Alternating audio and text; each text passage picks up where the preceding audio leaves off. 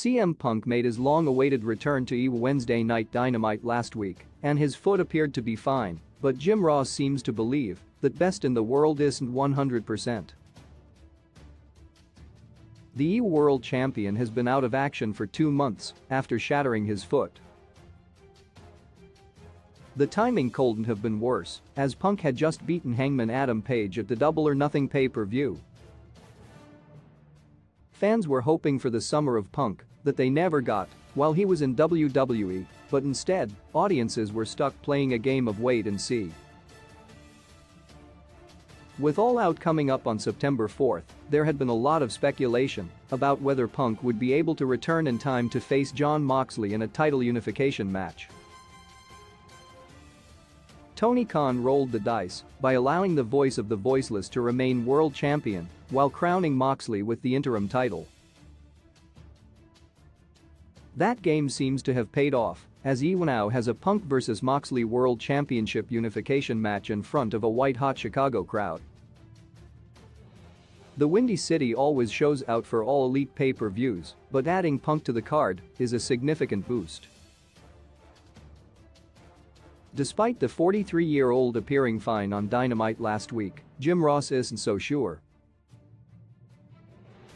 He said the following about Punk's injury on the Grilling JR podcast: "I still don't know how healthy the guy is.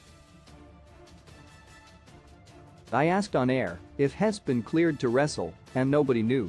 I know he will be cleared, and I know that Hess under good doctor's care. This process has been ongoing. Hess still in the process of healing as far as I'm concerned until I get word that Hess 100%. I'm going to play it by ear. What else do you do?" Jim Ross added that Punk is a tough guy before stating the Punk vs. Moxley is arguably the biggest main event in EW's history. HT and a thank you to Wrestling News. For the transcription, pressure is on for Moxley and Punk to deliver All Out as an essential show for EW because WWE has been the hotter product lately.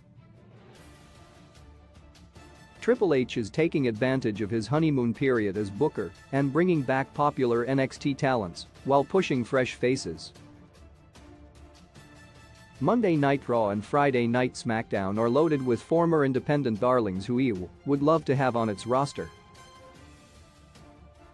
The likes of Kevin Owens, Drew McIntyre, Cody Rhodes, and even The Miz getting free on the mic is frightening for All Elite, where creative freedom has long been one of the company's selling points. EW won't crumble if Punk and Moxley don't deliver, but it'd be a massive blow as the company continues to try and build its core audience.